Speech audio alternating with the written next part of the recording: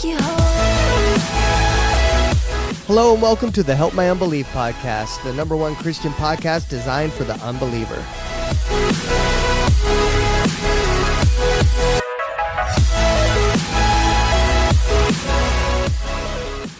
What's up, dude? How are you doing? You got ready pretty quick.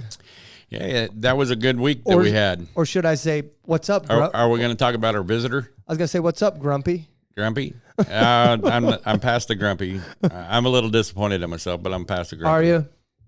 Okay, so for the people that know you and listen every week, Let's finish the intro and then go into that. Let them know. But this is an intro. Let them know you're okay. Let the listeners know that you're fine. I'm okay.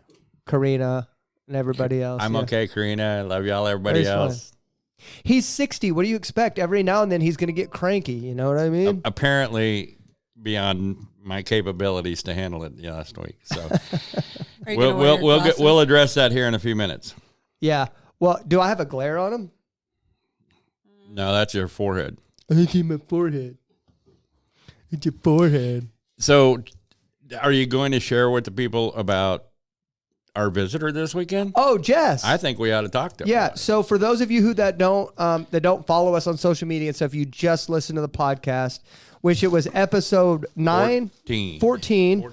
Pagan Witch Jess came to church with us here at Discovery Church at 900 East Main in Yukon, Oklahoma. And I want to give a shout out to Dan the man. Dan, he was with her. Listens to the podcast. He's an awesome guy. I first off, hats off. He's Air Force. Secondly, he was an officer, so there you go. And I really enjoyed my time visiting with him as well. I will say this. Jess is still my first future ex-witch. She's not a current ex-witch. One step closer. Yeah. Yep. Now, I was extremely proud of our church. First off, we had family day this weekend, this Sunday. And our church... Man, got together, had a little cookout, after church, and we had baptisms in the middle of church. I liked how they kind of liked that. how that segued in, and then we went back into praise. I thought that was pretty good. I actually liked that a lot. Yeah. It's kind of hard to do when you got 20, but we had 5, so a smaller group getting baptized. I'd rather do that every week, But with that said, Jess was welcome. I even introduced her to a few people that I know actually listens to the podcast. And I said, hey, this is one of the people that... Did you introduce her to Belinda? Belinda wasn't here. Her husband's been sick. Oh, okay. Yeah, so Belinda wasn't here. Hi, Belinda. He's been in rehab right now. Yeah. He's had some issues. Anyway, no, but I did introduce her to a couple of them that I knew listened to the podcast. Did you introduce what her I to didn't Philip? know was one of her brothers here at church was actually from the area that she's from. I thought he was a backwood Okie. Did you introduce her to Philip? Philip? I did. Did you? Yeah. I mean, I had a lot of stuff going on Sunday. So, I mean, I didn't get to introduce her to everybody, but I did introduce her to a few people. I was actually proud too. I was standing. But the church handled it. Yeah. Okay. The church did opposite of what she thought that they would do. Yeah. They just accepted her like everybody else that went on. I mean, I was that's standing. What we brag about this church. In between services, I was standing out in the hallway with Jess, and just to paint a picture for those who doesn't, Jess is still she's a full pagan witch still. She has the haircut with the cut. I don't know if that's pagan. I don't think that's part of that. Well, it's kind of like the whole Viking way of cutting hair and stuff on the sides and stuff like that. Okay, I've seen it in a few movies. She also has a Baphomet symbol, or what is it, a pentagraph? Pentagraph necklace? I don't know the definition of some. I don't know which one. I think it's the Baphomet symbol or the pentagraph, which is the sign of paganism or Satanism or one or the other. And she has that on the outside of her shirt. And I'm sitting out there, talking to her. And then Pastor comes strolling up. Like Pastor, I look over and Pastor locks eyes with me. And I'm just like, don't come over here. Don't come over here. Don't come over here. And she goes, oh, here comes Pastor. And he starts walking over. And I'm like, no. I was so nervous, dude, just because I didn't want. Why? I don't know. About the pastor or about Jess's reaction?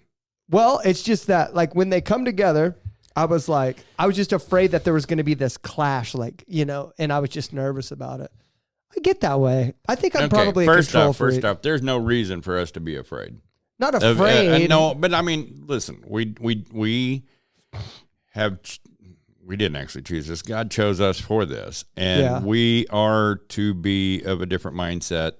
Yeah. And I understand that, but he that is inside me is greater than he that is in this world. But I think what makes me... We can trust that God's got it under control. I think what makes me nervous about, not the fact that she's a witch, I'm not afraid of the evil spirits or anything like that. I think what I was afraid of, because they don't believe in the same thing. Right. And you and I have grown accustomed on how to navigate that. And dude, pastors has 20, 30 more years on it. I know. On top of that, you bragged about the fact that he went into a high priest Satanist temple, and prayed for the guy. Yeah. So, but it still made me nervous. I can't help it. I was just like, oh no, please don't. It's like whenever two cats are walking next to each other going, it's beyond your control. You know what I mean? It's beyond your control. I know. I'm still a control freak. I'll admit it. Nothing? Say no, you're not. No, absolutely not. Say no, you're not. I was waiting for I was actually waiting for Angela. Angela, say no, you're not. No comment. Yeah. Yeah. She's not going to say. She'll say I'm a control freak too, but. Well, most of us actually are in one form or fashion. And that is actually one of the biggest things that we have to learn to submit to. When we submit to the Lord, we give control to him. Yeah. But we battle that all the time because that's part of the flesh. Yeah. And with that, I'm thinking that's probably the best segue. Oh, you want to go into it. So okay. Right here. All right. So just Larry, what we're going to do is we're going to call Dan from last episode. Let's give it just a moment and ask me about my bracelet. That's what I had pointed at. Oh, yeah. Hey, what's up with your bracelet? There you go. Finally. Okay. Man, I have to throw things at him because he's in control. I thought you were saying that's what this means, and then I forgot about it. This is something that I wanted to share. I make these myself. Oh, yeah. Okay. Nice. Now, I look and search for things to put on them, and I just recently finished this, actually this morning. And this is the shield of faith. Okay. And it actually has Ephesians 6 down here on the bottom. How much does it cost to make one? Yeah. Do you charge to make it? I want one. I want one just like that. Like this? Yeah, except make mine purple. Not the bris, but just the thing purple. Okay, I don't make this. This I buy. Okay, and I just found this at Mardell's.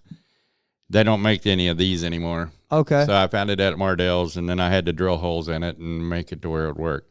Okay. But the overall thing is, it is also, if people have noticed, I have a ring that has the sword on it, and it's also in the shape of a cross.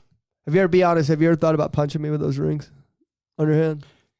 And I also have a cross that I wear all the time. I'm even wearing my shirt from Battle Ready.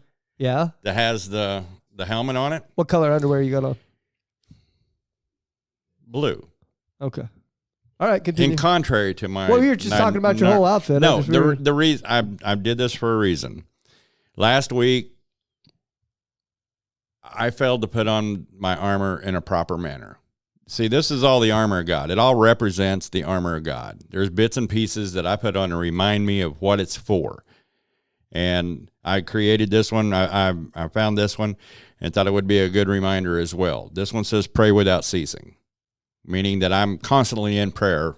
And I let myself go last week. There were an accumulation of things that created a issue of anger in me.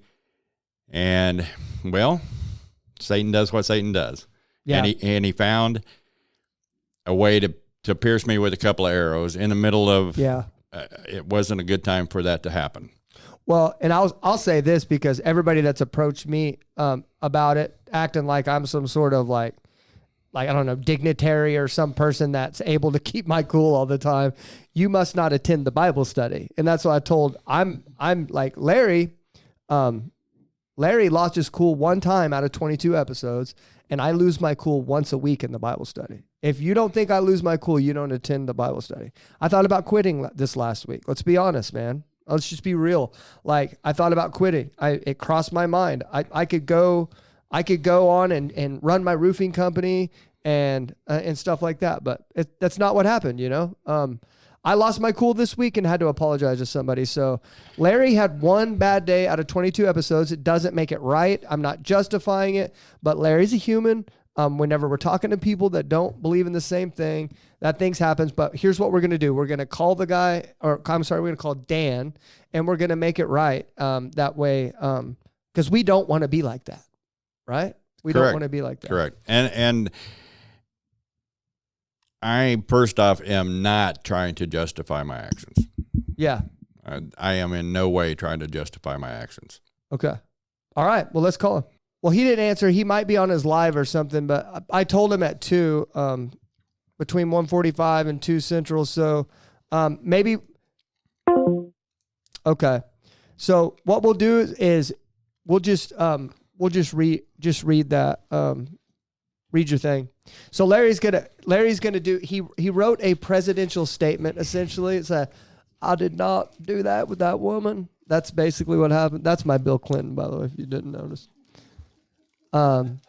He wrote basically he's gonna be like, my name's Larry, and I did something bad last week, and I didn't mean to. But other than that, it's whatever. So he wrote one of those statements. Can you do it in the?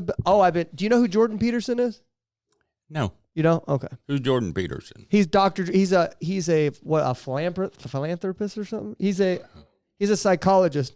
I've been working on his impression this last week. No, I don't know any psychologists, but I can see why you would need. Do you want to hear it? Well, you're probably not wrong. All right. Hey, I typically write a devotional every morning, and I feel like God impressed me to write it in this form, and I hope you accept it. It says, "Good morning. Last week, the enemy, Satan, the devil, Beelzebub, Lucifer, or whatever you want to call the snake of old, found a crack in my armor. And of course, he exploited it at an improper time. That's his job. That's what he does, and that's why he was created. John 10:10, the thief cometh not, but for to steal and to kill and to destroy." Each of us have choices we face all day, every day. We are in a war, and we find ourselves on the battlefield more often than not. Pride and anger are key ingredients in offense, yet we all have a form of these in our flesh naturally. I used to embrace each of these reactions firmly, my drug of choice, so to speak. Last week, I had a few arrows make it through the armor I placed on each day. And to find out about the armor of God, read Ephesians 6:11 through 17. As a Christian, each day I must put each of these pieces on in prayer to protect me from the enemy. Is it completely the enemy's fault? No. I must take credit for being lax in my prayers and diligence in the application of this on this occasion. Therefore, I have created offense in others. Intentionally or not, it should not be. In the position God has allowed me, this is unacceptable. I firmly agree with what I wrote. I wrote this. I didn't find it and write it down. This is what I felt like God had me put down on paper. This is not the fruit of which I wish to be known. I hope to be known by the fruit of the Spirit, not the fruit of the flesh. The fruits of the Spirit are listed in Galatians 5:22. I am to be in control of my flesh, not allowing my flesh to be in control of my spirit. Galatians 5:16. And that's how I truly live my life to the best of my ability. My wife can attest to this. So Jesus actually tells us in Matthew 5:23, therefore, if you are offering your gift at the altar and there remember that your brother or sister has something against you, leave your gift there in front of the altar first. Go be reconciled to them and then come and offer your gift. With this, I feel I must apologize for my disdain last week. it was most, I wrote it wrong, I guess. I said it was most directed and uncalled for. Please forgive me. My point with this is that in our communion, you have communion at church, but that's every so often. My communion with the Lord is each and every day, all day long. And I can't even go to him right now with this offense laying out there. So I have control over two things and only two things in my life. And that is my actions and my reactions to things. And if I cannot control those, then I've let my flesh win. And I refuse to let the enemy win. So I do apologize for my actions and my words last week. That was not my intention. It was an accumulation, and I let it get the better of me. And that's my fault. That's my reaction to what was going on. And it wasn't really what was going on here. It was also an accumulation of everything else outside of here that you don't know anything about. And it was just piled up, and on top of it, I just kind of let that go. And by putting on the armor of God and repenting to the Lord, and then asking Dan for his apology, asking Dan to forgive me by giving him an apology, I hope to reconcile that in my communion with the Lord as well. And that's what I have to say about last week. Let's go.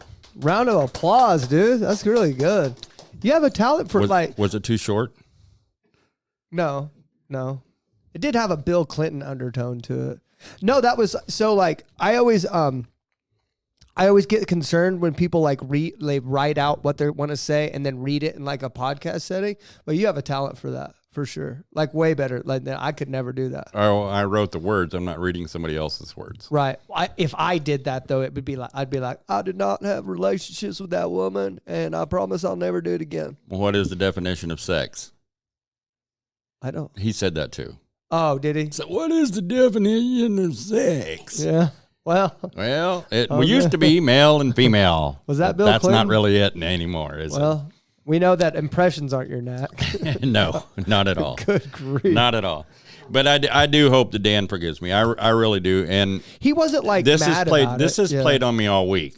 Yeah. Not just something that you brought up or something that once I heard the podcast, and I did take my time this morning and I listened to the podcast and faced the bitterness of myself at that time. When we hold on to unforgiveness, no matter who you are, if you hold on to unforgiveness, it turns into bitterness, and bitterness is a root that goes deep. We can't allow that. That's the work of the enemy. No, I know. But we are constantly under attack, whether it's verbally.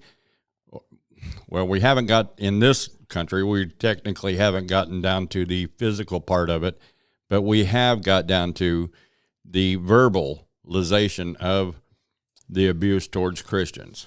Yeah.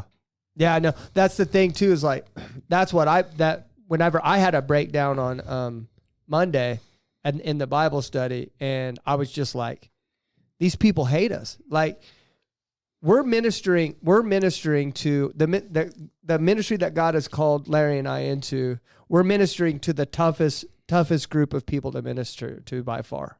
And I can't think of anybody else that would be harder than unbelievers. People that are either don't believe that the same thing we do, or have another set of beliefs and they're not willing to break from that. So it's very difficult, the group of people that we're ministering to. And most of those people hate us because of our predecessors or other Christians that treat them the way they do. Well, we're also in the enemy. To them, we're the enemy. Yeah. To us, and they don't know that we're trying to be different than every other Christian when they first see us. And I failed last week. Yeah. I mean, that's okay though. That's what I'm saying. Like, you apologize for it. Now it's water under the bridge we go, and the next one's my turn. I'm just glad it's not me this time, right? It's somebody else besides me. Well, I hope never to be in that seat again. But at the same time, I have to be able and pliable that God, look, I'm the clay on the potter's wheel. I'm not the the craftsman. Yeah. God's the craftsman. So when he moves the clay and manipulates it to where it needs to go, and Yeah. that's just all part of what we are. So this is something that God needed to deal with me on. Yeah. And I mean, it happened for a reason, right? Like, Well, I used to walk around angry all the time. Yeah. I think Jess can say I wasn't angry while she was here this weekend. no, nobody's ever, like, even including me, like, because I spend a lot more time with you outside of the podcast. But including me, I'd never seen you that way. I had never seen you that way either. And so That was about 1,000th of how I used to be. really, I know why. I mean, literally. I know why you're angry now. I know why. I just thought of it. But my hair is prettier than yours. No, it is not. So it couldn't be my hair. It's just dude, I had to take the hoodie off. That's the only reason why my hair looks jacked up right now. Like, it looked fine. Yeah, I have had. I know why you're mad now. It's because you're quitting ice cream and you're eating that Greek yogurt crap. Man. Well, no, Is that why? No, it's not Greek yogurt. It's frozen yogurt. And it's actually pretty good. But my wife pointed out this week, she goes, He said, why? First off, I'm buying a little bitty thing for $5 when I used to buy a gallon for $6. Do you hear how mad he sounds when he's talking about this? Oh man, I use those ice cream buckets for a lot of things. But she said, that's not done any good, right? It's still got sugar in it. Yeah. And I'm like, all right. Yeah. Okay. So you quit that too? I'm going to have to. Oh, you have? I don't think I really have to. Summer's coming and I move around a whole lot more in summer, but my pants were getting a little tight and I was kind of, I don't get that. Yeah. Yeah. I weigh 100. I weigh 190 pounds now too. I've been gaining weight. And I'm in race season too, which is weird. Yeah, you got a race on Saturday. Yeah. Well, Sunday. not a race. You got what is it called? A marathon? Marathon on Sunday. Yeah. Yeah. Yep. 26.2 miles. I'm excited. Woo. Yeah. How do people stay excited watching somebody run a 26-mile marathon? How long does that take? They pretty much. How long does that take? I'm hoping I can do it about 4 hours. 4 hours? Yep. For 26 miles? Uh-huh. What does that compute to, somebody? About 9 minutes a mile. 9 minutes a mile? Uh-huh. I couldn't even think about a mile in 9 minutes. Really? Yeah. No. Yeah. No, I mean, I got my goal. You know how long it'd take me to walk 26 miles? My goal is to get in like the 6 minute a mile 8 range. months. Yeah. My goal is to average a 6.5, 6:45 minute mile so I can qualify for Boston. So that's my overall goal. I want to qualify for Boston and run in the Boston Marathon. When you make it to the Boston Marathon, can I stay here and cheer you on? No, you're going to Boston with me. I'm not going to Boston. Yeah, you are. No. You're going to be at the finish line. I really don't like Boston. I've never been there. Have you been to Boston? The bad thing is all that stuff I did in a semi. So, okay. Yeah, no, I don't like that kind of crap. All right, let's get to our guest today. We're almost there. They got little bitty narrow roads up there too. Really? Let's go. Let's roll, baby. Okay, so our guest today is our first Christian witch. I don't know exactly what her beliefs entail, but I do believe that she believes that in Christian values, but she believes witchcraft is okay. And so we are going to interview her based on that and figure out what she believes. I'm so excited. Do you know her name? No, I don't. Let's get her name. I don't remember what her name is, but I'm sure she's here. Let me see. It's S. Razzie on here. I don't know. Let's just call her. Ready? Our first Christian witch. Hello. Can you hear me? Yep. Hey, okay, so I forgot to get your name. I just did a full introduction of you, and then I didn't know your name. What's your name? And he drew a blank. Yeah, my name is Sara. Oh my! You are echoing super bad. Are you on speakerphone by chance? No, I'm just using my webcam. Oh, you're using your webcam? Okay. So you're you don't have to do video, by the way. Yeah. I set that up. Maybe that would have been the issue, but do you have like a microphone or something, or maybe just a phone you could use? yeah, let me connect with my phone real quick. Okay. Okay, is that a little bit? Yes. Okay, that's so much better. Yeah, I don't know why, but those computer microphones do not do well on Discord. Okay, so tell us your name again. So my name is Sara. Okay, well that I did not hear that. Sarah. Yeah. Sarah. Okay. Is that with an Sorry, H or is that with an H or without? No H. See, I knew to ask. We have a Sarah in our ministry with no H. She says she don't have time for H's. Well, I got an aunt that is Sarah without an H, and then I had a bonus daughter that was one with an H. Okay, so I want to get into it. You are our first Christian witch that's been on the show, so welcome and thank you for coming on. Can you describe to us what that is and why it's different from Christianity? So when it comes to Christian witchcraft, I will be the first to tell you that a lot of it is honestly stuff that Christians have actually always been doing. We call it witchcraft now because the modern association with witchcraft is not what it used to be, right? Back in the day, it was like anyone who would poison wells or ruin the fields or steal things magically and like summon evil spirits to hurt the community. Nowadays, witch just kind of means anyone who knows how to use like herbs and stones. And it is actually very much separated from the idea. And we could thank Wicca for that. Wicca kind of popularized the idea of a witch being just someone who really likes to be outside and touch grass. So that's great. But a lot of the stuff that Christian witches do is very much stuff that has always been done, especially in like Catholic folk magic, right? Old folk tradition, where people would defend against witches using things like lavender or, garlic braids or any of these other, little things that we see now associated with keeping bad stuff away. They would do a lot of interesting things like my people, the Slovenians, they have a belief that butter is especially healing because there's a story about St. Bartholomew walking down the road with his flayed skin in his hand, and this woman saw him and ran out and tried to put butter on him to make him feel better. So little things like that. It's just a culmination of, mysticism, old folk knowledge, old folk tale, and all wrapped up within that Christian framework. Okay. Yeah. Okay. Do you get a lot of hate from? Well, okay. So I know the answer to that because like I'm not a Christian witch and I get hate from my Christian brothers and sisters. But I don't know if you know what we do or not. On our platform, but we minister to people that don't believe in this same exact thing as we do, and we talk to a lot of like pagan witches and stuff like that. And there's a lot of Christians that do not agree with what we're doing. So I imagine the amount of hate you get. Do you get quite a bit of hate from Christians? Oh yeah, it's yeah, absolutely.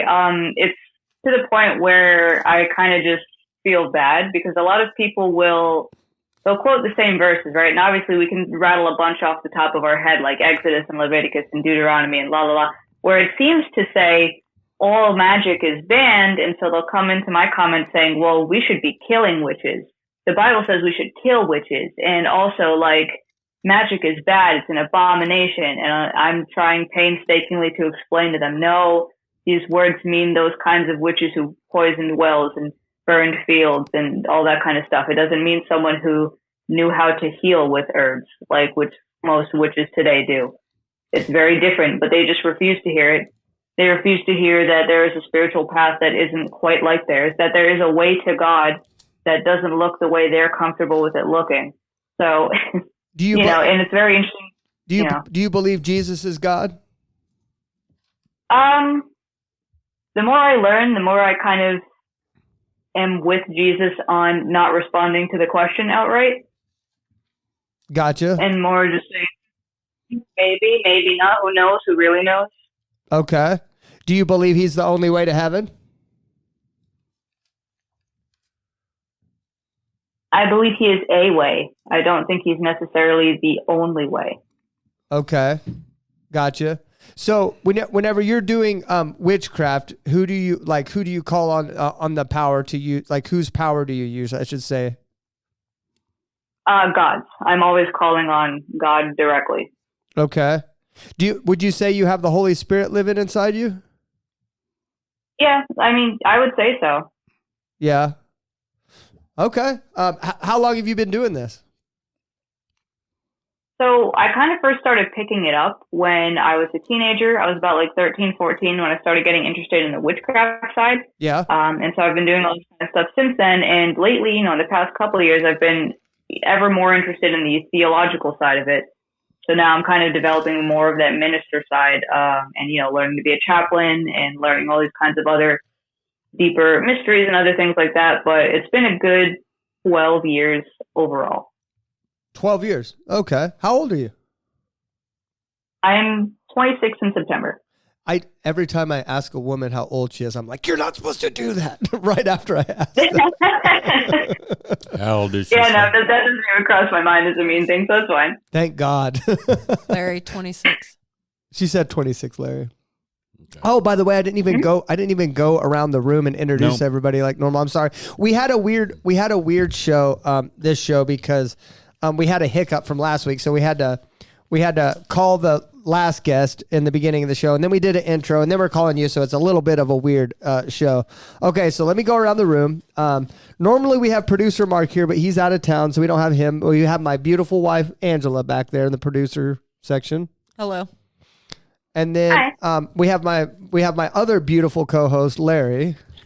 Beauty is not part of my description. How are you doing? Very good. Hi, Larry. And Good. then Nice to meet you. I'm Zach, and this has helped my unbelief. I don't know if you've watched anything of what we do or not, but this platform is not designed to argue or anything else like that. We pretty much just listen, love, and just we take this approach to where we just basically listen to people. I feel like that's the big problem is we're not listening to each other, right?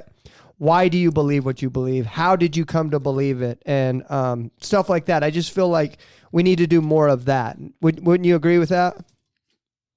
Absolutely. Yeah, I saw some of your guys' stuff, and I like what you're doing. I think it's a great thing. Thank you so much. I appreciate that.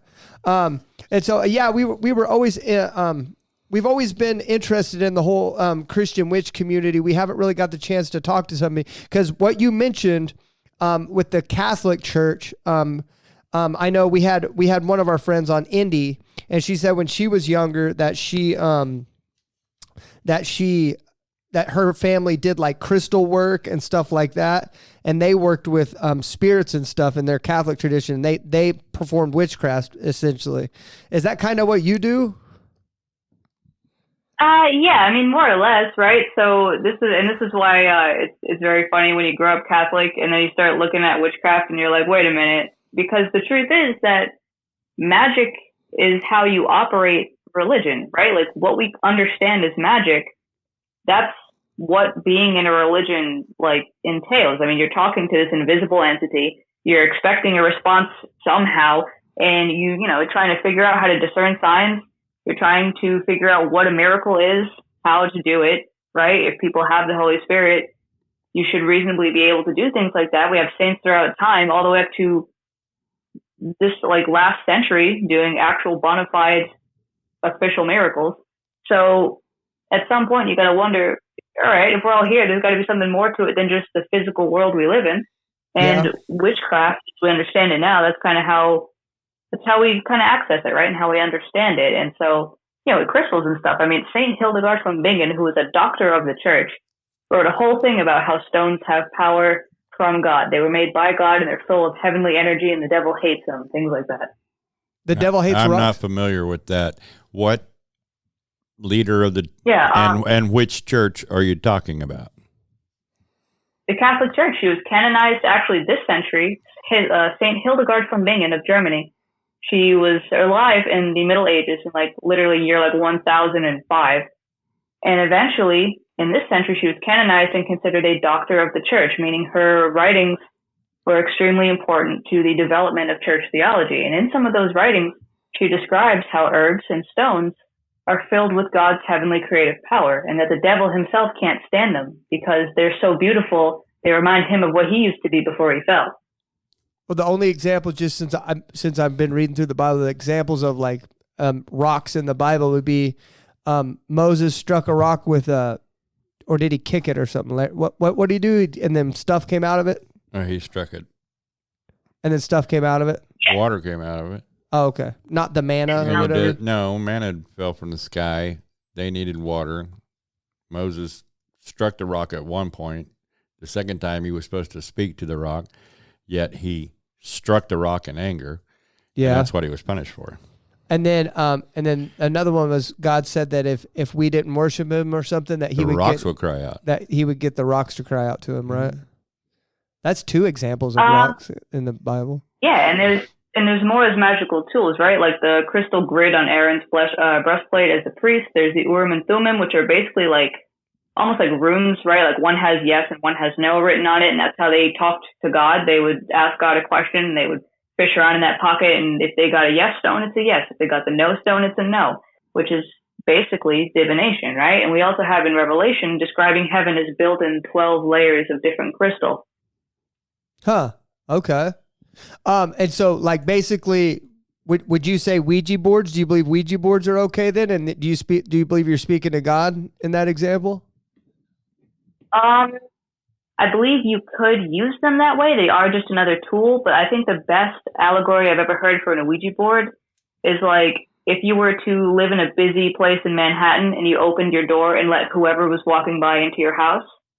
That's kind of what it's like using those. So that's like not the best because stranger danger exists even in the spirit world. Yeah. But you could bind it so that only God could use it. And that way, that'd be one thing. Like I use tarot cards regularly and I have them all blessed and consecrated to God. So it's up to God who's using them and what's going on. Okay. Okay. So, if I were to ask you what your most intense or craziest spiritual experience was, which story comes to mind? Like one experience that you're like, whoa, that's the most spiritual experience ever. Do you have a story that pops in your head when I ask you that? Oh man, I mean, I have a few at this point, but in terms of, I think most emotionally obliterating and intense was probably, so on my page, I have this series running called Interview with the Gods. And it's where I actually go and I investigate, right, these other entities, these other gods that people worship. And it's all kinds of spirits, gods, angels, saints, even demons. And it's very interesting. But the most intense one I've ever done has been an interview with Jesus himself. That, I mean, between the things he showed me, I got a whole, like, Jesus-style parable out of it. Like, the whole thing start to finish was such a ride.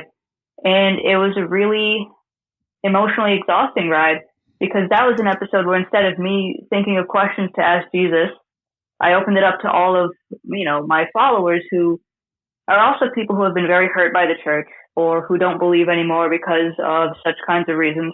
Yeah. So I said, what do you want to ask? And the questions were very heartbreaking. Like, does Jesus hate me? All these kinds of things. So I'm asking these questions and you could see Jesus' face just like so grim and long because it was such a heavy conversation. And there was so many wounds that needed healing from other people that I basically carried over to him. Yeah, exactly. That's why we do what we do, is because whenever we started this ministry, well, first of all, we only designed this show for atheists and agnostic. We really didn't have witches and Satanists and all that other stuff in mind, but God kind of slowly put those on our map as well. But once we started, we had a pagan witch in our church last week that we interviewed on our show. And like Larry said at the intro of the show, I know you weren't here, but he said he was very proud of how our church responded to her, because out of like what, this is episode 23. So out of the 23 episodes that we've interviewed people that don't believe in God anymore, would you say that probably over 75% of them have been hurt by the church? Yeah. There for a while, it was 100%. There for a while. Yeah. I think it was 100%, Sarah. I think it was 100% until like episode 9 that everyone that we had interviewed had been hurt by the church. And when we got into this, we were just like, and then you read the Bible and you grow in your relationship with God and you're like, wait a second, like, Jesus never intended for us to hate any group of people or cast them out or not make them welcome. like Pastor Gary said, that at one point we were making it extremely difficult to become a Christian whenever Jesus made it simple. Right? Right. Yeah, we were. Yeah, no, absolutely. And sorry, guys. I'm sorry. Go ahead, Larry. Well, no, we were to actually, Dee Dee discussed that in Ambassadors today. And she said, find in here where there's a prayer to pray. All Jesus said was, believe in me. Accept him in his heart. That, in their heart. That's it. Yeah. So, I mean, even though we have, as a church, turned that into a prayer that you need to say, it is just a guidance. It's not an actual written down prayer that needs to be said. It is a guidance of how to accept. Because, like, when I talk about putting on the armor of God, people don't get it. When I say beat my flesh into submission, people don't understand that. So it takes a little bit to explain it so that you can understand it. Yeah. Yeah, there really isn't a prayer. That's why whenever people come on my lives and stuff and they ask me to lead them to the Lord or whatever, what do I need to do to get saved? I don't lead them in a prayer. I'll tell them how I did it, and you go in your bathroom and you give your life to the Lord. Like they have to do that, It's not some the like thief on the cross said, yeah. He just recognized Jesus, and Jesus said, today you'll be with me in paradise. Yep. So I feel you there, Sarah. It really is sad, isn't it? This is where, like, especially me, like the Christian witch community specifically is kind of like a little island between two countries at war. It feels like, because you've got Christians on one side, and obviously not all of them, but like a lot of mainstream Christians who just, they don't get it, they don't understand, and then they lash out at what they don't understand. And then you have the witches who grew up in that, hated it, left it, and then just decided that the entire thing was not worth it and a mess. And so they're always just kind of flinging dirt at each other, and we're sitting there in the middle getting caked on by both sides.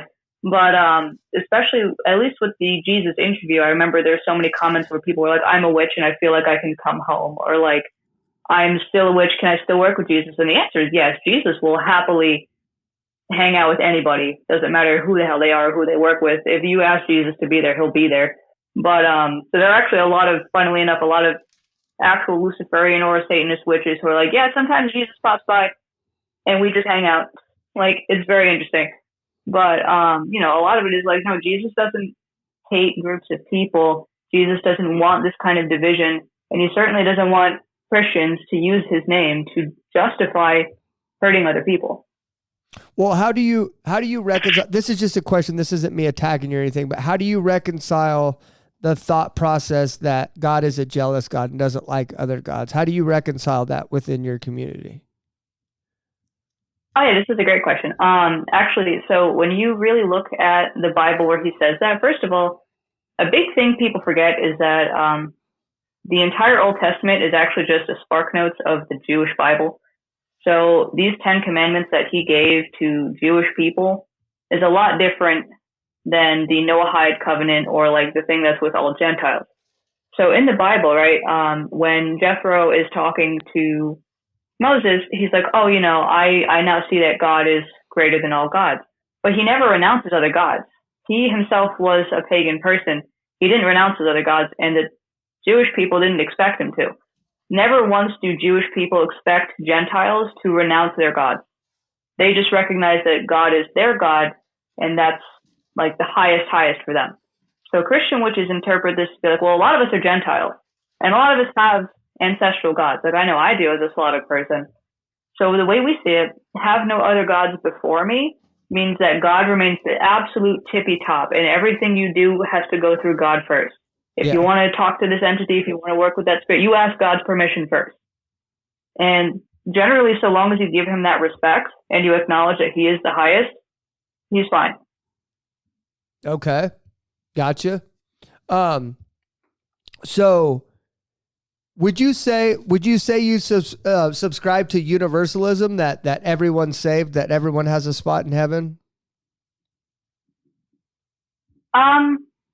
I mean, I think whether or not we go to heaven as it is, like I believe in a lot of things. I believe people can reincarnate if they have more to learn. I do believe, though, that people's salvation isn't really a question. So people are always so worried about, oh, but don't you want to be saved? I'm not worried about that because, yeah, I'm pretty sure that everyone goes to heaven. They might need some time to work through some stuff they did.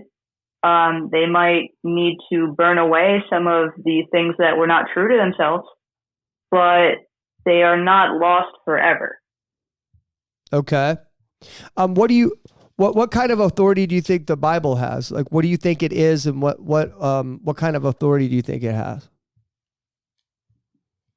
Oh man, the Bible is such an interesting story. And I was actually just talking to one of my friends who's an Episcopalian priest last night, and we were talking about the Bible is a wonderful story, and it is divine because it is so human. It is so tragically, fully, hilariously, wonderfully human, right? Like there are so many interesting stories in it and so many just expressions of human nature. And do I think God inspired it? Kind of in the way that like when you watch a movie on Netflix and it says inspired by a true story. In that regard, sure. But like for the most part, I think what it really is just a very long explanation of what people can understand. And it's God's attempt at trying to show us a better way forward. But I don't think that like it's necessarily the be all end all. And I think a lot of Christians get in trouble because they hyper focus on the Bible to the point that they forget that God still exists and is still speaking. Okay. What do you make of the end of the world, the book of Revelation, the end times prophecies and stuff like that? Do you subscribe to any of that? Do you believe that there's an end times coming, end of the world? Do you think it's going to be carried out by God, or what do you believe about that? The way I see Revelation is more just an allegory, like for Rome, if anything else. I think that, eventually all things come to a natural conclusion.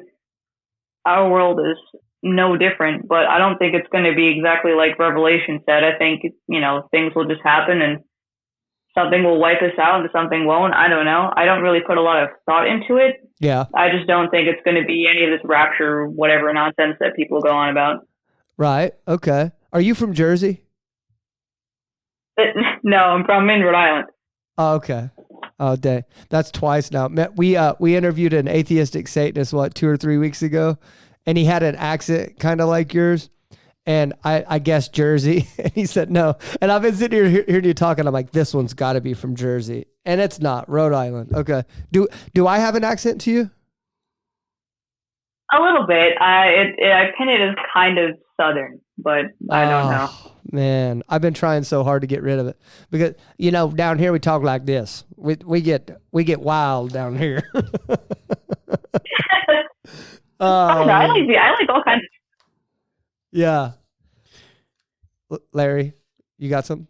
Yeah, I'm going to ask a question, and I'm trying not to word it offensively. Okay, well, good luck, because don't take us down a path of last week, Larry. Please. No, but I'm actually going to hide under the table. I'm just going to reiterate what she's already said. Okay, you don't think that Jesus is the only way to God. You think that there are other gods. You find Revelations not as in a prophecy, but a nice little story. You know that the world will eventually end because all things do. That means that you don't really have a reason for it. It just, things kind of play out. Basically, the world in itself is much like life. It has a beginning and an end.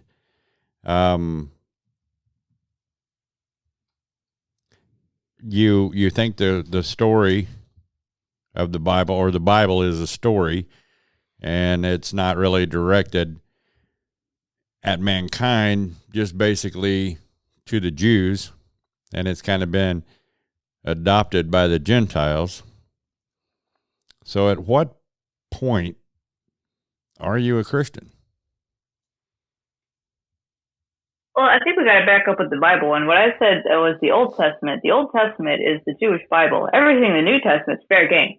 New Testament is a wonderful ride. But I don't think it makes one not a Christian to acknowledge the reality that the Bible is a blend of myth and history. Okay, I so mean, what is your definition of a Christian? My definition of a Christian is just someone who believes in the teachings of Christ and follows Christ and loves God. And which you do that, but you just don't think he's the only way to heaven. Is that correct? Yeah, because if I think about it, right, I mean, there are three major world religions that worship the same God. We've got Judaism, we've got Christianity, and we've got Islam. And all of them believe they're going to heaven in different ways. So it doesn't make sense for there only to be one way, especially if there's three entire religions that are claiming God's name. Well, as far as Islam and Christianity goes, one of those has to be wrong. They're totally Right. opposite of each other. One of those has to be wrong, and we're just using the law of excluded middle on that, right?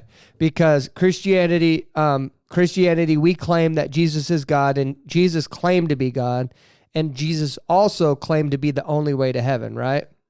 Well, Islam claims that Jesus was just a prophet, but they still say, good, great guy, just a prophet of God, right? In which they both worship the same Yahweh, right? I don't know if Islam claims Yahweh as God. I don't know. I don't know that. But either way, the law excluded middle tells me that both of those cannot be true at the same time. And the reason why is either Jesus was exactly who he says he was, or he was a liar. Right? I mean, wouldn't you say that? What would you say to that? I think that's kind of reductionist. I do think that two things can be true at the same time. And again, Jesus never really outwardly goes out and says, I am God incarnate. Like, he doesn't say that. He has Peter who says it, and he's like, oh, cool, good for you. But Jesus is actually very shady when people try to pin him with that. That's why it's kind of like, I think there's more to the story. I think Islam specifically believes that Jesus will come back and be this thing, but he hasn't been it yet. So it's really a question of, can we pin down divinity by something as silly as time? Does time matter? Can Jesus be the Son of God and just a prophet at the same time? Who really knows? Divinity's weird. Divinity does weird things. So for me, I think that's not even the point. And I think that's what Jesus is trying to say too. He's like, regardless, that's not the point. What matters is however you get closer to me is how you need to see me. Okay, I got a Bible verse for you here. I want you to just tell me what you think it means. John 8:48 through 59. He says, "Before Abraham was, I am." What does that mean to you? Well, he's the Word made flesh, right? What's that? Like Jesus himself, he is the Word made flesh. Yes. So, yeah. that's kind of. Yeah. He says he was the Word. And again, I think we take things that Jesus says so literally. Before Abraham, I was. Okay, that doesn't necessarily need to mean literally. Like, and this is where it's kind of funny because Jesus will specifically talk in parables to trick people, because people who don't understand it don't get to know the cool secrets. So when we get a sentence like that, to me, what it says is like, he is someone who can stand before even the one who made the first covenant. Someone who understood God first before anything. Does that mean literally as in he is God incarnate? Maybe. Does that mean just that he is really, really deeply connected to God? Also maybe. There's a lot of different ways you can interpret things like these. And what about this one? Okay, this one for me is the one that convinced me in particular. And I want your input on this. And then those are the only two but this is the one that convinced me. This is where he was fixing to write the 7 letters to the 7 churches in the book of Revelation, the beginning of the book of Revelation, right? And Jesus says this to John in the vision that he gave John. He says that he is the Alpha and the Omega, the beginning and the end. Which that's how God claims himself to be, right? He says he's the first and the last. It's okay. Revelations 1:8 through 11, and I think he says it again. Revelations 22:13 is what I'm reading here.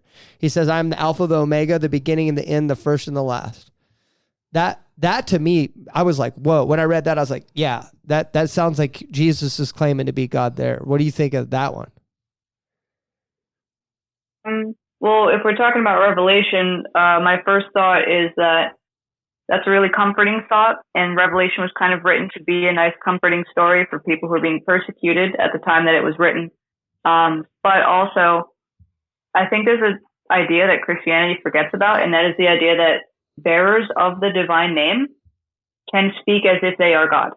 So, like an angel, or even the angel Metatron, who used to be the prophet Enoch, they can be bearers of the divine name, and that is basically God using them like a cell phone. Jesus himself becomes a divine cell phone, and God speaks directly in first person through him. He's done that several times throughout the Bible. So it could also just be a case of that. Do you not ever like worry about that? Like where you're like, man, what if I'm on the wrong track here? What if Jesus really does want to be worshiped, him and him alone as God? Does that ever worry you? Nope, because I've looked God right in the eye and I said, if I'm doing something wrong, tell me. Otherwise, speak now, forever hold peace. Wow. Wait, I got to back you up. You've looked God in the eye? I mean, figuratively, right? But I've looked at God and I said, listen, I'm doing this because as far as I'm concerned, you've given me permission to do so. If I get to those pearly gates and you told me, haha, joke's on you, I'm going to be like, that was kind of messed up. The hell was that about?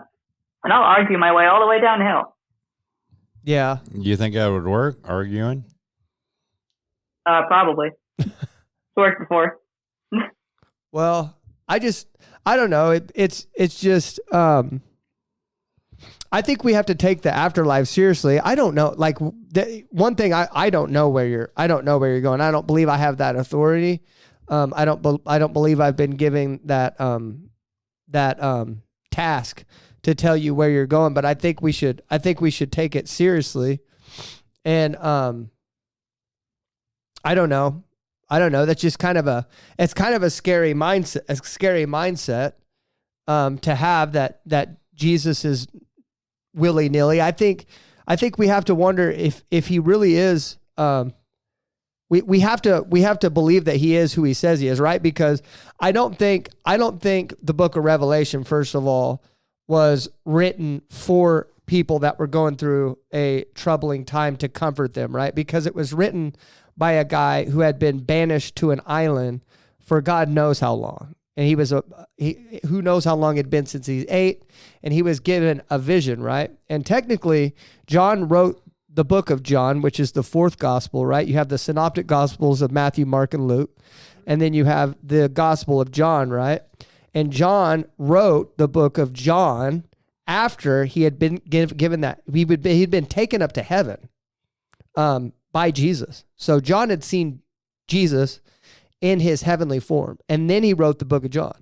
So John wrote the book of John after seeing heaven. So he wrote Jesus' story from a heavenly perspective when the other 3 synoptic gospels were written from an earthly account, right? So I think we have to take those 2 letters that were written very seriously. And I'll tell you this, man. I'll tell you one person that walked the earth that did think Jesus was God, and that's the Apostle John. And I think that's clear. And I think we have to take that seriously. I would encourage you to look into it a little more. But who am I? Well, I mean, that's the thing, though. I mean, no, again, I have looked into it, and that's why it just clicked for me. Oh, you guys think the Gospels were actually written by who they're named after?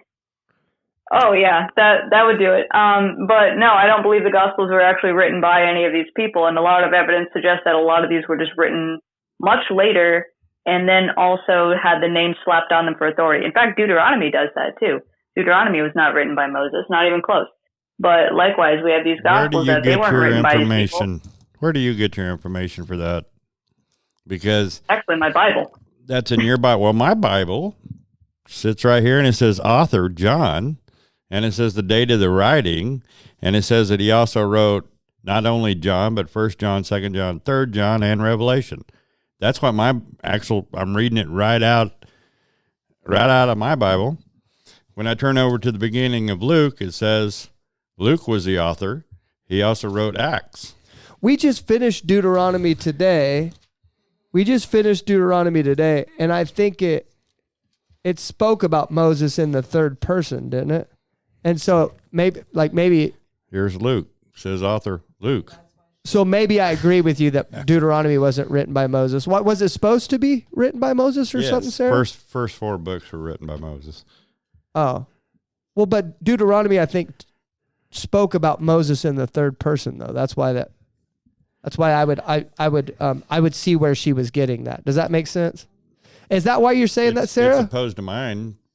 Oh no! What version are you books. using? I got the Jewish.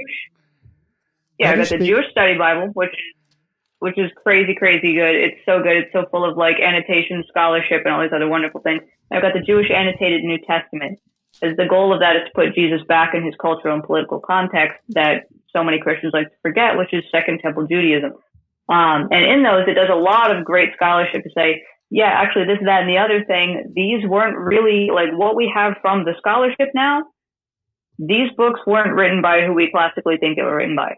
In fact, even if you go into like Paul, we're speculating that it's someone else entirely that wrote Paul. And there's a big tradition in the Bible in general, across the whole thing, because it's not univocal, right?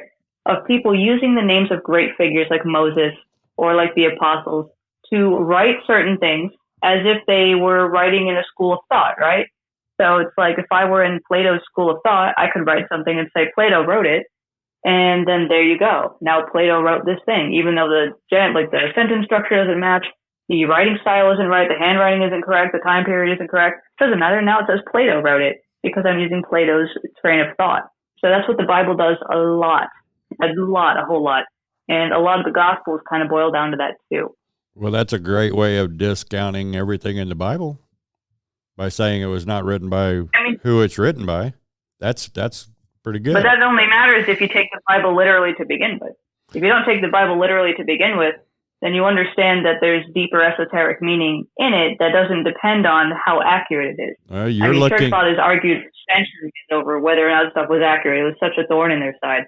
But now, at the end of the day, it doesn't really matter that much. She's just telling you what she believes. Right, and I'm listening. Yeah. Your nose is starting to flare, and I'm just trying to get you calmed down. I'm not. This to me is what being a Christian is, right? Even if you told me, yep, this wasn't written by that and this wasn't written by that, that's okay. Because it doesn't really matter to me. At the end, I have experienced God personally. I've met Jesus personally, and I know the gist of the story, and that's all I need. I don't care about, the origins of Judaism and their Canaanite roots and the Mesopotamian Zoroastrianism, Yazidism, and all these other different places that they clearly drew inspiration from. What matters is just that I know God, I know Jesus, I know the Holy Spirit, and I understand the message they've been trying to convey for the past several thousands of years through this very human, very crazy little book. Yeah. So I want to address this, and then I got a question for you. I want to address this. So I think I remember now at the end of Deuteronomy, it talks about Moses' death and the fact that nobody knows what happened to Moses' body, right? And so how could Moses possibly have wrote that? So that's my question of because you say your Bible says that he wrote Deuteronomy. Well, to be honest, just because he's the author of something doesn't mean that he actually had to put pen to paper. He could have been telling his scribes, and the scribes actually wrote it. But how did? And then it wouldn't actually be Moses writing it, so therefore you can probably get by with saying that. But yes, it does have his death in Deuteronomy. Yeah, but his death and about that nobody can locate his body. How could he have possibly influenced? But there's an issue there that I understand that some people look at the Bible as a book to read, and I don't. Well, I don't either. But I use it as the flesh was made. The Word was made flesh. So this is the Word, and it was made flesh in Christ in Jesus. Gotcha. So I see it as truth, and an infallible truth. You don't look at it that way, Sarah? I don't see it as it Sarah, can be discounted. What he just said, you don't look at it that way. The Bible is what he just said. I think that the Bible has a lot of truth that is hidden behind layers and layers and layers of parable and traps. You don't think it is because the right, truth? like I think it's a compilation of things that reveal truth, but I don't necessarily think that the Bible is like, to me, the Bible is just ink on paper. That can never really be the whole divine essence of God. But also, I do want to go back just to answer the question, Deuteronomy. It's a counter charter. It was written in the time just around the reform of King Josiah to kind of spit back in the face of the Neo-Assyrians who were trying to force a charter on them. That's where we reinforce the specifically Israelite culture, custom, religion, and tradition, and we separated again from all the other things that were starting to encroach on them culturally and religiously. Okay. Hold on? We have a question in the room. Hold on. Hello, Sarah. My name is Lyndall. I'm just normally sitting here observing, but you've obviously spent a lot of time in study and research and very impressive knowledge, and they've been delving into the Jesus side of it. So I want to kind of come at it from a counterpoint along those same lines of thought, but what are your thoughts on the Satan in the Bible? Do you believe there is a Satan? Just kind of curious to hear your thoughts on that side of the whole story. Yeah, that one's really fun because, again, if you look at Jewish understanding of Hashatan or the adversary, that is a title, and that title goes to God's own angels, right? So Hashatan or Satan is the adversary that challenges us and tests us and tries to catch us looking stupid. So that's like in the story of Job, right? Where an angel of the Lord says to him, I don't think Job is really in it to win it. And so God's like, all right, bet. And they test the hell out of him. They take everything from him.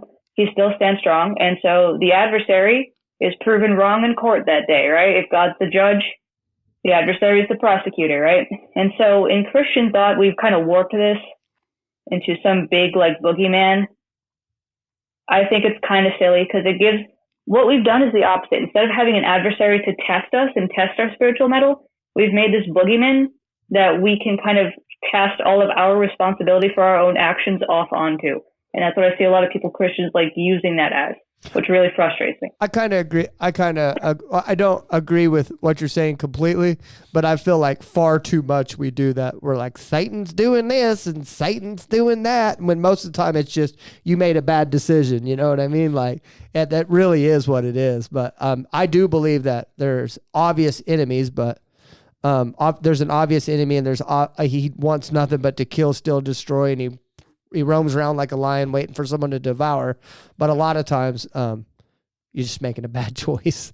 You know what I mean? So did you get your answer, Linda? I mean, and there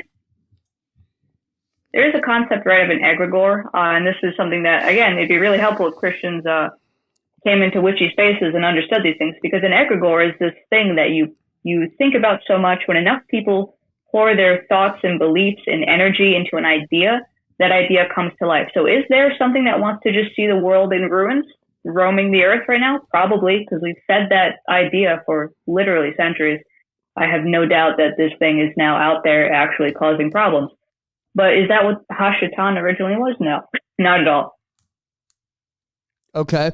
Well, what was the message that Jesus said to you when you met him face to face? What was that message? What was the... Actually, I have... Go ahead. I'm sorry.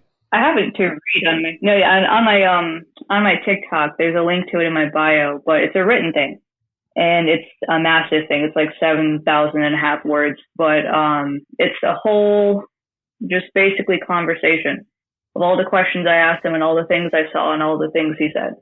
Give me a brief synopsis of what it was. Is there a way to do that? A lot. There are so many different topics because, again, there are so many people asking so many different questions. But a lot of it was that people are too divided, right? Like, they're too divided to the point that even groups trying to help each other, they just end up screwing themselves up. Like, for instance, let's think of the LGBTQ community. It gets to a point where the infighting makes it impossible for them to unite against the people actually trying to do them harm. There's a lot of infighting. There's a lot of like things going on in that community, which I am a part of, that is just like demoralizing, right? Especially because we have a common enemy, which is people trying to take away our rights. Meanwhile, you get down and dirty with them and they're fighting about whether or not bi people actually count as bi if they're dating someone of the opposite gender, like silly things like that. That Jesus was like, y'all, things like, say, with the Holocaust. That was a very raw image of Jesus beating on the gates of Auschwitz, screaming, crying, howling that something like that could happen to his people using his name. Things like that, you know? Yeah. Okay. Okay, fair enough. So we're at the end. We're at the end of this show so far, and I want to just explain to you how the end goes to our show. So everybody in the room's just we're gonna go around and say like a final thing in closing to you, and then since you're our guest, you get the final say out of everybody. Okay, you get not the final say, but you get to say something at the very end. We let our guests say the very end thing or whatever. Okay, so Angela, do you have anything? No. Anybody over there behind the table, since we don't have a producer, anybody have something final to say? No? Okay, Larry, give me a Bible verse. You got to do a Bible verse this week. You made people mad last week when you didn't give them Bible verse. Well, my question is, what is your definition of faith?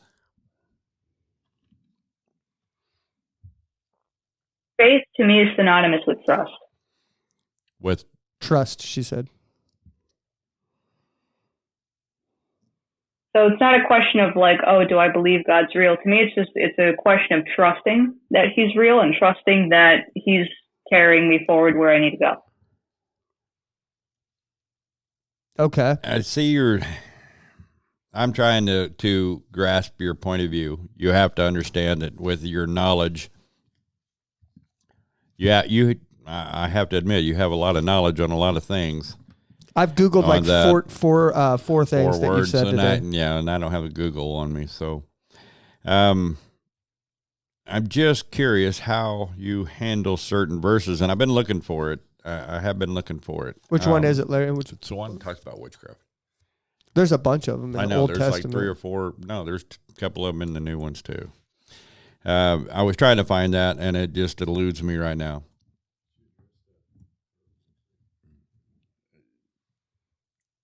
I can't hear. Do you mean like about certain topics or just like in general? In general, but I think your definition of actual witchcraft is different than most anyway. So I don't know that would. Do you work with in your witchcraft, because we've interviewed spirits? Do you work with other spirits besides Jesus? Yeah. So, the ones that I keep close are some of the Slavic gods, right? Like, again, I'm Slovenian. So the old gods of Slovenia, they're very sweet and they feel like extended family when I'm with them. They feel like I remember them or know them from somewhere. And then also I do work with Lucifer. So, I have Michael, the Archangel, and Lucifer in the same space quite often, which is always a treat because they act like rough brothers together. Yeah, man, you have to understand, this is our first time ever talking to a Christian witch before. And for her to say that she works with Lucifer kind of blows what little hair I have back on my head. Does that make sense? No, yeah. I mean, actually, there are other Christian witch friends I have too. Like some of them work with Asmodeus, and like I goof on Asmodeus a little bit, but I don't have anything against him.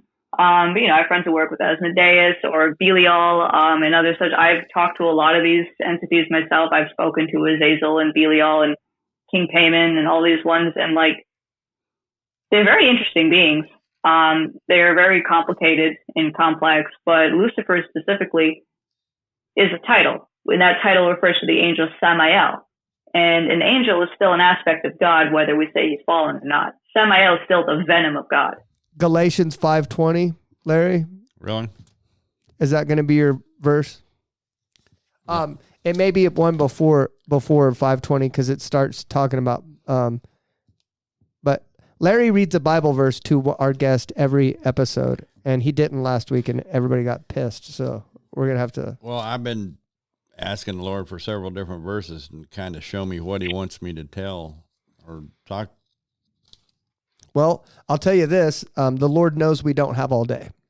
So. Well, then you go on, and I'll cut in. Okay, I'm gonna say my last thing, and then Larry will give the Bible verse. So, first of all, thank you so much for coming on and being gracious to us. I really enjoy these conversations, and I really get interested in learning all these new learning all these new different types of belief systems and stuff. I will tell you this, that I do read the Bible under the lens of every single person that I've interviewed. So from now on, when I read the Bible, I will be giving what you say to me a fair shake when I read the Bible. So I will be doing that. And I don't mean this to sound weird, but I do love you. I love you with the love of Christ. And I would wish I would wish no harm on you in any way, shape, or form. In fact, if anybody ever tried to harm you, I would defend you 100%. So thank you so much just for being yourself and coming on the show.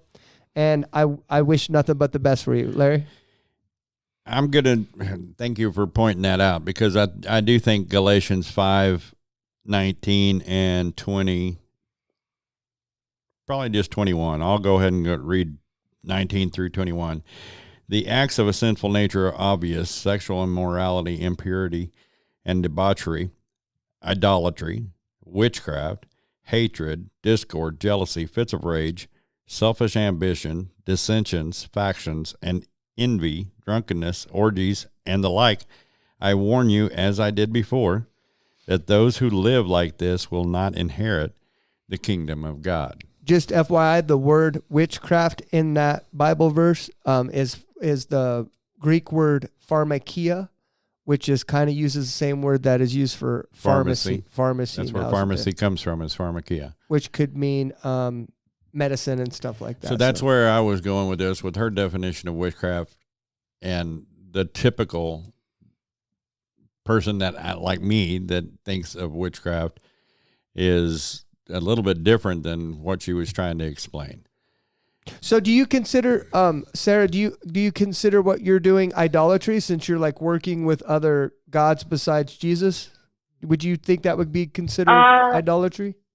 And no, because idolatry was a very specific charge. It was like people used to carve their gods into stone and literally try to pull their gods from heaven and trap them into that stone. And that's where they would live. They had spells to open the nose and open the mouth and try to feed them. And that's why it's so important that God says, hell no, you will not put me in a rock. All this food on this altar, I do not eat it. I am not like these other gods. That was the point of idolatry. You don't stuff God in a rock. Okay. And then will you respond to that Bible verse, and then the floor is yours. Respond to that Bible verse Larry just read, and what your thoughts on that is. And then the floor is yours, whatever you want to say. Yeah, absolutely. And I thank you for bringing up pharmakia, because this is actually a great place to mention that I'm actually with a friend writing a whole book about this topic. And this verse is one of the ones that I wrote about in terms of explaining why it doesn't apply to us. Because again, right, pharmakia refers to black magic. It refers to poisoning and deceit and harm and like all of these nasty. Did we lose her? Come back. You said Genesis 2. Okay, can you hear me? Yeah. Sorry, I know you guys kind of phased out a little bit. I hope you weren't talking for like 30 minutes, but okay, so we lost you at the part where you said that it was talking about black magic, and then you cut out completely. So take back off there. Okay. Sorry. Yeah. No. So again, it's talking about black magic because people think that the prohibition of magic is something specific to the Israelites. In reality, no nation, not the Romans, not the Babylonians, not the Assyrians, nobody liked this specific connotation of magic, because it had to do with that which was like basically bad religion, right? It was outside the bounds of social norms. It was something that could potentially ruin the social order of things. Like kings could do nothing against a magician who could basically influence the gods and the stars. And so this idea of black magic, of like pagan, peasant magic specifically, like people at the ground floor messing with spirits to harm people or bring someone else down. That's what a lot of these verses refer to. And that includes pharmakia, and that includes Exodus is Mekashepa, and Leviticus is Kishpu, and all these other words. They specifically refer to people like calling for others' demise through this kind of magic. Yeah. Oh, the internet went down. That's why I can't pull up your Bible verse, Larry. That's why we lost her. I had to pull off the church internet, and I had to pull off of it. So I can't pull up that Bible verse. But yeah, I agree. I agree with what you're saying there, Sarah, we should never hurt anybody for sure. So Larry's question was about the Bible verse that said Lucifer fell like lightning. Why don't you just ask the question? Like, there's a Bible verse that says that someone saw Lucifer fall like lightning. In communication with Lucifer and Michael and Gideon, and you're saying you kind of acted like Lucifer was not anything bad. I think she believes Satan and Lucifer are two different beings, right? Well, Sarah? let's verify that then. Yeah, they're different. She thinks they're different. Different entities. So you feel like But then Jesus says in the Bible, I saw Lucifer fall from the sky like lightning. He didn't say Jesus said that, or was it in a different verse? Because I know there's one that refers to, O son of the morning, Nebuchadnezzar. Jesus said Nebuchadnezzar was a it's king. In Luke 10:18. It says, Jesus said, I saw Satan fall like lightning from heaven. The context of these words is the return of the 72 disciples that Jesus had sent out to evangelize and prepare his way to Jerusalem. So it's Luke. Okay, the one son will get Satan, yeah. So I guess they just use that interchangeably. Luke 10:18. I saw Satan fall like lightning from heaven. Okay. So you think Satan's different from Lucifer? You think they're two different entities, right, Sarah? Yeah, again, Lucifer's a title. It just means light bringer. So people have even used that to refer to Jesus. It doesn't really mean like any one specific person. That's why I say the angel I'm talking to when I talk to Lucifer is Samael, which is a specific angel, and is considered a fallen angel. But there's a lot of, we don't have time to get into this, but there's a lot of philosophy and mystic theology that would suggest that one of the ways in which to learn about God is to learn about what he's not, right? Yeah. So that's kind of what do you think? Do you think there's you did say earlier that you do believe in demonic entities. Do you communicate with these entities at all? Not regularly, not outside of Lucifer and like whatever you I guess more mystical things I'm trying to do or interviews. In terms of actual demons, I've seen them. I know more or less what they are. And they're really just, they're just little guys. They're just little tiny spirits that live to stir the pot and cause trouble, right? So, I wouldn't blame a wolf for eating my face off if I was stupid enough to get close to it and let it eat my face off. Right. Likewise, I'm not going to be mad if a demon comes and ruins my life if I let it do that. Okay, so we're going totally off the rails of we're normally very how do you say that? Structured. Yeah, we're structured in how the show goes, but I'm so interested. I've got so many questions that we'll just end up hanging up at some point. Well, okay, people that listen to the show, we've already done the structured part, and so now I'm just asking questions. So I want to get this straight. You believe Lucifer is demonic, you believe he's bad, and you still work with him. I don't believe he's bad. This is, I guess, one of the terms we can add to the word bank is infernal divine, right? So rather than just being like, oh, these guys are demons, a lot of them aren't demons. Like Baal-Hadad is not a demon. He's a Canaanite god, right? Like Leviathan isn't really a demon. He's kind of he's a sea serpent, who hilariously Baal also kind of beat up at one point in his own myth.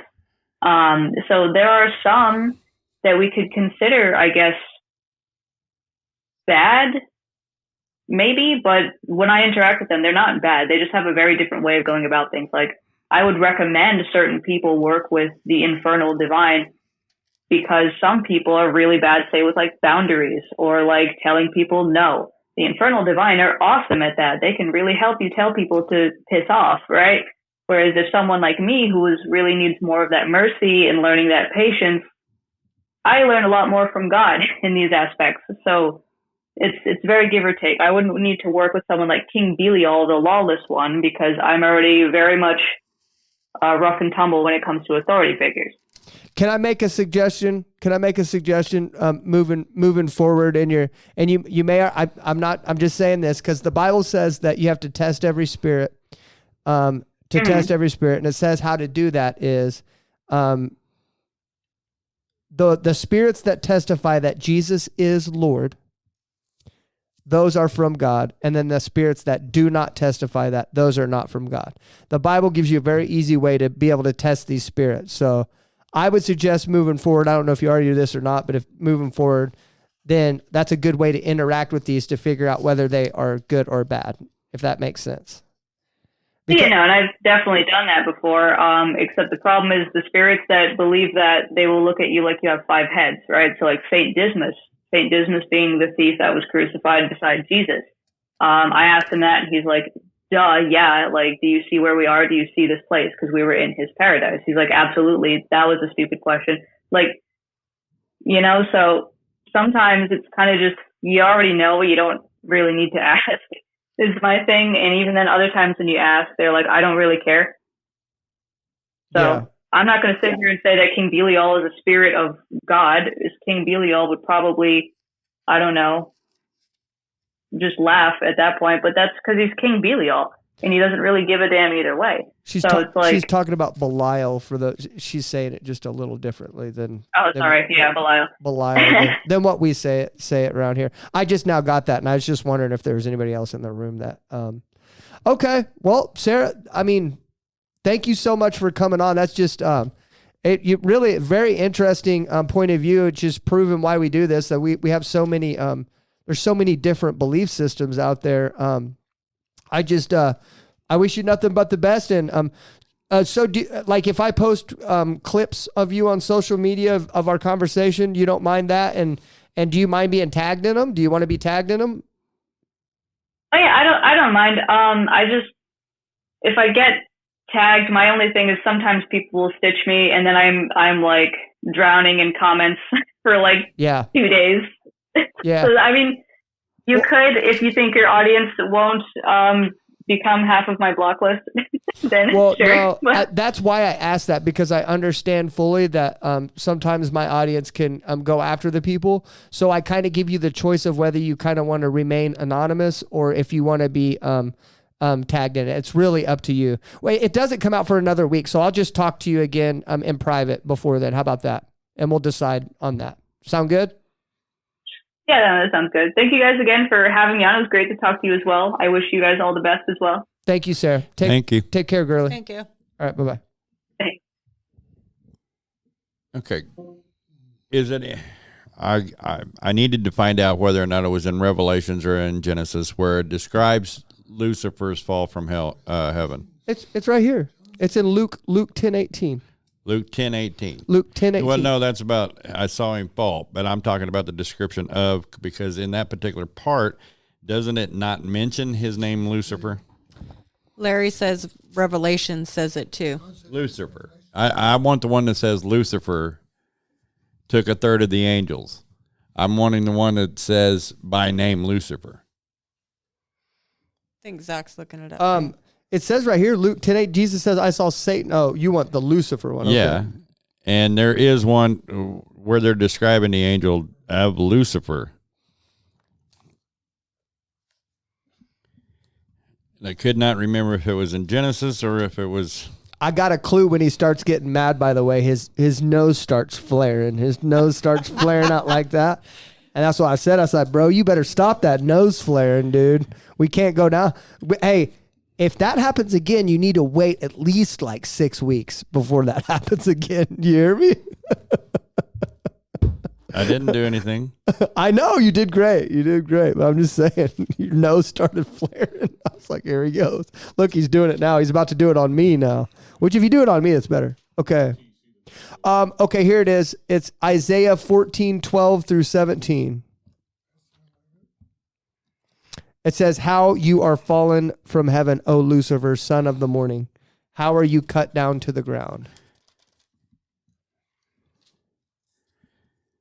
So, do you want to read that? Okay, go ahead. Are you going to read it? Yeah, well, I proofread it before I got there. My book actually doesn't say that. You said 14:12, right? Isaiah 14:12, yeah. Yeah, I got Isaiah 14:12. It says, how have you fallen from heaven, O morning star, son of the dawn? You have been cast down to the earth, you who once laid low the nations. You said in your heart, I will ascend to heaven. I will raise my throne above the stars of God. I will sit enthroned on the mount of assembly, on the utmost heights of the sacred mountains. And it goes on. This is an NIV version. It actually does not say Lucifer, but here's my whole point. This is New King James version. Yeah, that's the one I expected. I forgot I got the NIV with me. But all I can see is deception. I mean, yeah. I'm sorry. Yeah, if she's calling... We're not supposed to disagree with them, but at the same time, if she's, we can disagree. She's calling them friends, yeah, and I can't. It's okay to disagree with them, Larry. It's just not okay to like call their beliefs like crap. It's okay, and then to be angry. But this has been... This was a hard one, huh? Well, it is because she says she works with Leviathan. She says she works with Satan. First off, she's 26 years old and she acts like she knows everything there is to know. You couldn't correct her on anything because she had to answer back. How does she have an answer back at that age? She has that because of that of the misleading that Lucifer has done. So here's the deal. But she labels herself as a Christian. Yeah. Which to me, a Christian follows Christ. Yeah. It doesn't follow other stuff. Yeah. I mean, I can't call myself a Sooner if I'm following the Cowboys. Yeah. I mean, hey, we're from Oklahoma, so that's the two colleges in case you don't know. I don't believe it's our job to say that she's not a Christian, but I would agree with you that the definition of Christian is a person that follows Christ. Yeah. That follows Christ. And then let's just take the word love, okay?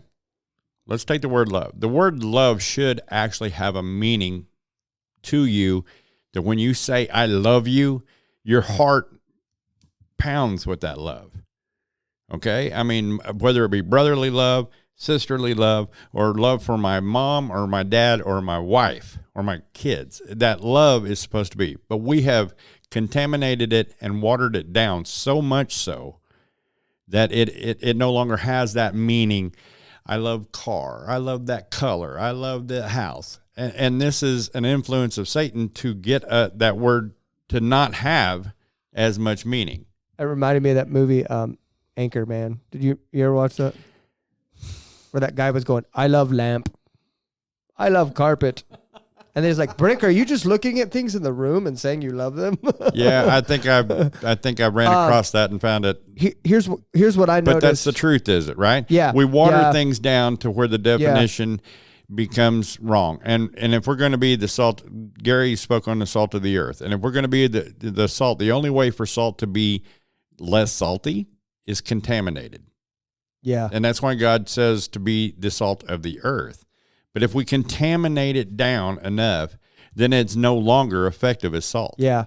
Here's what I notice. And what she believes, right? And what she believes in, because our authority and everything that we believe in comes from the Bible. Would you agree with that? And that is the undying, living, breathing word of God, right? If one part of it is false, then it's all false. Right. So her way, like the only way that she can hold on to her belief system is to not believe that, because we were using that as our authority in the conversation, right? Yes. And in order for her belief system to be true, she as soon as she said that, that's whenever we don't have to argue with her anymore. We don't have to argue. We don't have to do it, because she's basically telling you that she doesn't believe the Bible's the undying word of God.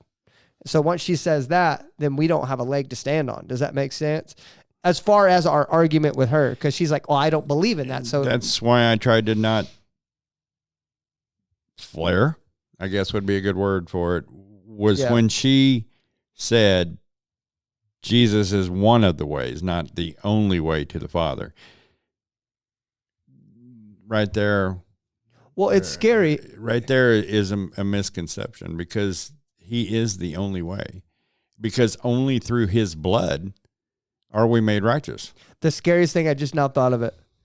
The scariest thing that she said was at the end of that conversation. She said, some of them don't want you to ask them who Jesus is. And it's like, No crap, they don't, man. No crap. Want to know why? Want to know why they don't want you to ask them? Because they'll have to tell you the truth. And then if they tell you the truth, then you'll be able to test those spirits. Maybe she just doesn't want to. Here's what we'll say. We can pray for her, ask her if we can pray for her, whatever that is. And then go from there. Maybe she will get a little older and do some research and stuff like that and come, move along in it. So if we had, I don't know what, there's like 3 or 4 of them in the Bible study that used to be witches and didn't understand the influence that they were under then. And they had the Wicca, or they had this, and they just thought they were lightly touching this over here. Right. Yeah. And then boom, over here. I mean, the proof of it is in Samuel in itself. All right. Samuel's talking about Saul, and Saul went and consorted with a medium to pull up the spirit of Samuel so that he could ask for direction on a battle. And Samuel's like, why do you bother me? And then now that kind of bothers me in itself, because so a medium could actually pull up somebody. So that means that that's possible. To me, I honestly don't. Some people think that was a familiar spirit, by the way, that it wasn't actually Samuel. I have always felt that. Yeah. I feel like if you go to a medium and you say, I want to talk to my mom, a spirit comes in and the Bible portrays your mom. The Bible, yes. It's not actually your mom. The Bible talks about and it misleads you and tells you crap. Yeah. The Bible talks about familiar spirits. Let's look it up. Familiar spirits in the Bible. Let's see here. Leviticus 19:31. It says, refer to mediums and familiar spirits and forbids being involved with them, as they are an abomination to the Lord. Right. So familiar spirits is someone, because we all have spirits that hang around us, right?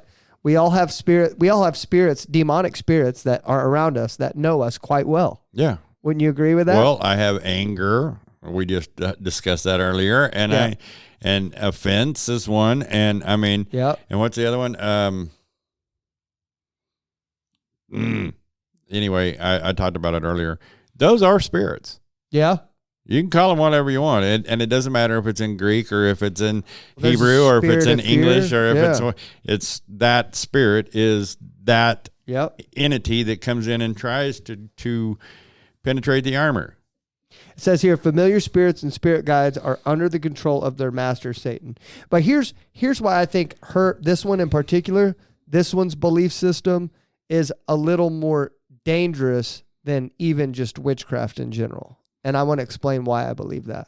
And now that I'm sitting here thinking about it, right? Because witches, like pagan witches and stuff like that, understand the difference between good and bad spirits and purposely stay away from them, away from the bad ones. And they try to do some things to cleanse the bad spirits out. Well, even though we do believe there is no good witchcraft, right? This girl just works with the bad ones and just doesn't believe they're bad, right? She goes to the top dogs theirself and just believes they're not bad. Like, it would take a lot for her to be convinced that that's not true, right? Like, it's just, hers is kind of, her belief system is just kind of all over the place, like she believes anything can be true. There's no absolute truth. She believed that, you notice she said that two contradicting ideas can be true at the same time? Yes. So there is no absolute truth. That one, I can't wrap my mind around that in itself. Well, and I know, and that's what I'm saying. I'm not talking crap on her. It's just that's why we had so many questions for her at the end, is because it was fascinating, because we just couldn't wrap our head around the things that she was believing. So. Truth is truth is truth. That's how I believe. Yeah. And it doesn't matter. There can't be different shades of gray.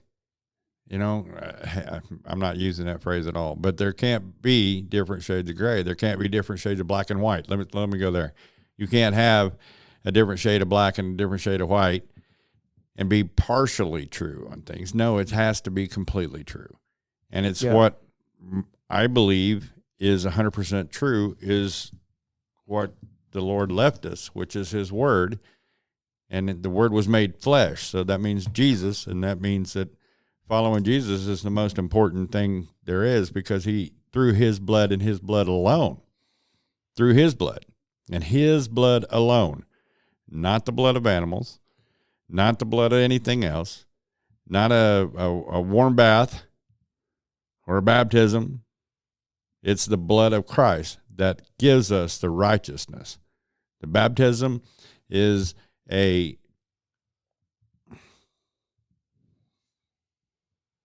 action that verifies our belief.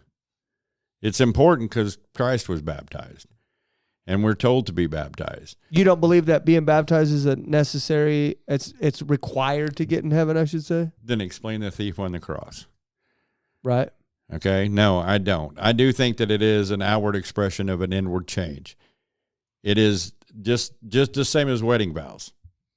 Okay? There you go. Yeah. It's the same thing. You can be married and not external expression of a covenant to God. Covenant, That you made to God. Yes. Was between you and God. Yeah. I agree with you. I agree with you. But I think it's important. But if I gave my heart to the Lord for the first time and then I died before I got baptized, would I go to hell? No. I don't think so. I don't think either. so, because nor did the thief on the cross. I don't think so either. Now if you've gotten saved and you just haven't done it, you're being like stubborn behind it. I'm still not saying that you wouldn't be saved because of that, but it's kind of like, where's your heart at on this? Like, I think we should follow the ultimate example, which is Jesus Christ, because he himself got baptized by John the Baptist. So him as our leader, right? You should if you really trust who your leader is, you should at least be able to be willing to do what he has done. I also like the way that Pastor Gary a couple of weeks ago explained the Trinity, because we do in our mind. The Bible says that Moses, okay, spoke to God face to face, and that Moses was a friend to God, and yet he still was punished for his disobedience. Okay. So that's why I backed her up on that particular statement. Wait a minute, you said you've talked to, eye to eye. I wish I could. I want that closeness with God. I do know his voice. I have heard his voice. I've communicated with him verbally, but at the same time, he gives us a directive to follow, and we are to follow that. Yep. And it all goes through the blood of Christ. Amen. I mean, I can't reiterate that enough. It is the blood of Christ. And that was God's sacrifice was his own blood. I agree with Christ. Well, knock me down, brother. Thanks for coming back. Thank you for your apology. Did you want to call Dan since he called during the middle of that? We're too late. You said your apology. We're at 1:49 in, so we'll just call it good. Do you want to call him? It's up to you. I don't want him to think. Why don't you just reach out to him in private? Sure. Okay. Let's just do that. You reach out to him in private, and then he'll see this as well, that we're going to put this out on the podcast, and we'll go from there. But, thank you for your apology. I really enjoyed it. I didn't know what you wrote either, so it was really good. I enjoyed it. And I know I don't want to be that way either, and I've got to work on it every day, because I do what Larry did last week. I do that once a week. So, love you, brother. Thanks for coming in, man. Well, we all forget. Each and every one of us have a battle that we're facing each and every day. Yep. And this is, in fact, a battlefield. Yeah. And we are down to the last days. And our job is to help people find the Lord. Yeah, it is. It's not giving people a platform to say contrary, but it is to help find a way to push that one button that shows them that Jesus does love them no matter how far that they've gone. Yeah. We want to do it differently than everybody else does. We don't want to be like Christian apologists. We don't want to be like argumentative. We don't want to be anything like that, which I feel like we did that today. I feel like we did a good job of that, having a healthy balance and a healthy conversation. yeah, I think we're doing a great job. It's obviously hard. What we do is hard. Our ministries, it's not easy. It's not easy. And that a guy came into my life today and was like, be honest, dude, you're doing this for you, aren't you? This is all about you. And I was like, what? It's like, what are you talking about? Like, what do I get out of this? Like, what do I get out of this? I don't get anything out of this. Like, wait a minute. Hold on. No, I was going to say, wait a minute. So we're making money now? No, I don't get anything out of this other than being able to say that I'm walking in obedience to God, which is plenty. Yeah. Which is plenty. That's enough. That's all I need. But in what he was saying, he's saying like, let's be honest, this is about you. And I'm like, what are you talking about? If it was me, I would just go focus on my roofing company and hang out with my family and take vacations and do all that. If I was doing it for me, that's what I would do. But this is for other people, because I do agree with what you just said. I believe that we're in the last days and we're in the last moments. And I believe the people that we're ministering deserve to be ministered to as well. So if we looked at it like this is the last opportunity, because we don't know. If this was the last opportunity talking to us to hear the word of the Lord, or a listener perhaps listening to the word of the Lord and finally making that decision for Christ before they perished. We don't know if this is the last words they heard, but we don't want it to be argumentative, but we do want it to be definite. I never thought of it that way, honestly. That's a good way to put it. What if we were the last conversation that these people were to have? Well, I try my best to live my day that the people that I interact with, that may actually be the last time they get to hear anything about the Lord. Yeah. And I need it to be positive. I didn't look at it that way.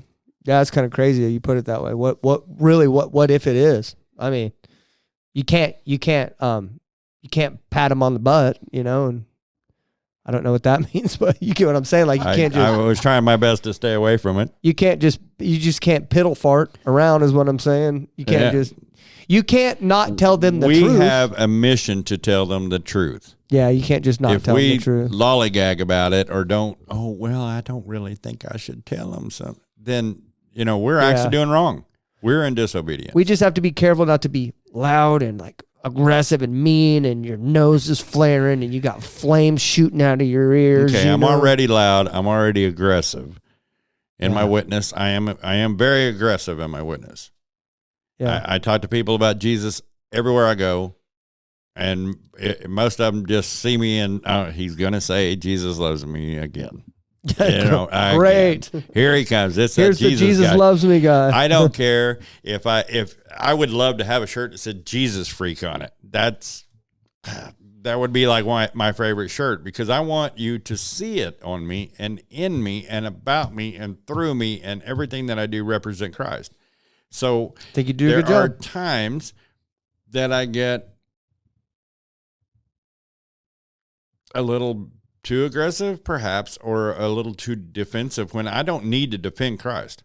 Well, maybe that's Christ didn't defend Christ. Maybe that's why God picked you, is because I'm not aggressive enough and you're too aggressive, and maybe we'll balance each other out. But one thing I noticed that she said that I think that we should put into action is where she says that even groups of people that are designed to be together are separated, and they can't get anywhere because they have too much division in between their own group. They have too much pride. And I think we at Help My Unbelief, our team, I think that's the number one thing that we should focus on, is making sure that we in this room are together. Yeah, pride was the other thing. Because if we're not together, the team that's in this room right now, Satan's gonna whip our tail all over the place, man. We at least have to be together. That's the number one thing. If I could say that we need to focus on. United we rise, divided we fall. That's the thing that we should focus on. Right? Am I right? Yes. Amen. Okay, let's wrap it up. We're at 156. What do you think? Tell them. Jesus loves you, and so do I. Thank you for watching. We are out. I'll take you home. Thank you so much for listening to the Help My Unbelief podcast. Please don't forget to like, share, and subscribe. And more importantly, tune in every Tuesday at 9 a.m. for new episodes.